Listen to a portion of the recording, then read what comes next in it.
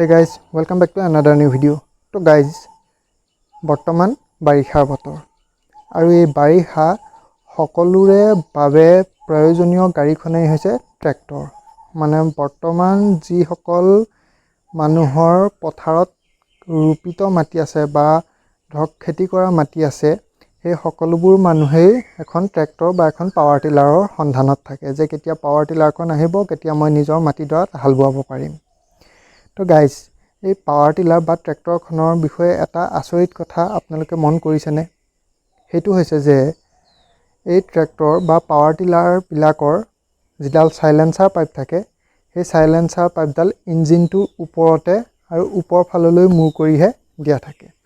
কিন্তু তাৰ বিপৰীতে পৃথিৱীৰ যিমানবোৰ গাড়ী আমি দেখিবলৈ পাওঁ, যেনে ধৰক বাইক, স্কুটি বা অটো ৰিক্সা বা কাৰ বা ডাঙৰ গাড়ীৰ কথা যদি কওঁ মই, তেতিয়াহ'লে বাছ, ট্ৰাক আদি সকলোবোৰৰে চাইলেঞ্চাৰ পাইপডাল পিছফালে দিয়া থাকে আৰু সেই চাইলেঞ্চাৰ পাইপডাল তললৈ মূৰ কৰি দিয়া থাকে। কিন্তু তাৰ বিপৰীতে এই কেৱল মাত্ৰ ট্ৰেক্টৰ বা পাৱাৰ টিলাৰতে এই চাইলেঞ্চাৰ পাইপডাল ইঞ্জিনৰ ওপৰত আৰু ওপৰ ফাললৈ মুখ কৰি দি থোৱা থাকে। কি কাৰণেনো এই চাইলেঞ্চাৰ পাইপডাল ট্ৰেক্টৰ বা পাৱাৰ টিলাৰত এই ধৰণে দিয়া থাকে, আজিৰ ভিডিঅ'টোত মই তাকে কৰাৰ চেষ্টা কৰিম। তো গাইজ চাওক, এই বাছ, ট্ৰাক, কাৰ, বাইক, স্কুটি আদিবোৰ আমি ভাল ৰাস্তাৰেহে চলাই ফুৰোঁ। কিন্তু তাৰ বিপৰীতে এই পাৱাৰ টিলাৰেই হওক বা ট্ৰেক্টৰখনেই যিহেতু কৃষি কাৰ্যত ব্যৱহৃত হোৱা এখন গাড়ী, সেইকাৰণে এই ট্ৰেক্টৰ বা পাৱাৰ টিলাৰখন পথাৰেদি ঘূৰি ফুৰিবলগীয়া হয়। আৰু পথাৰত আমি সকলোৱে জানো সৰু ডাঙৰ বিভিন্ন আলি থাকে।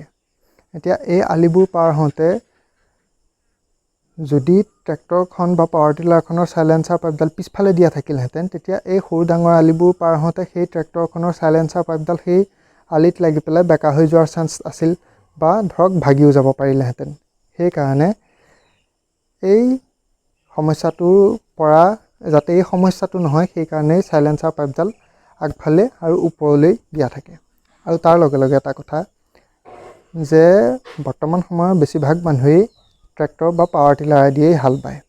আৰু বৰ্তমান বাৰিষা বতৰ চলি আছে যিহেতু গোটেই পথাৰ পানী বোকাময় হৈ আছে।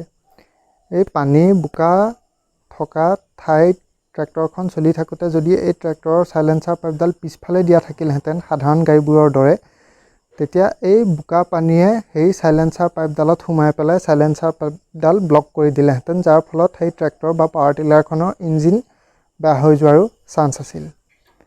আৰু এই ইঞ্জিন যাতে বেয়া নহওক বা চাইলেঞ্চাৰ পাইপডালত যাতে বোকা পানী সোমাই যাব নোৱাৰে, তাৰ পৰা পৰিত্ৰাণ পাবৰ কাৰণেই এই ট্ৰেক্টৰৰ চাইলেঞ্চাৰ পাইপডাল ইঞ্জিনৰ ওপৰতে ওপৰলৈ মুখ কৰি দিয়া হয়।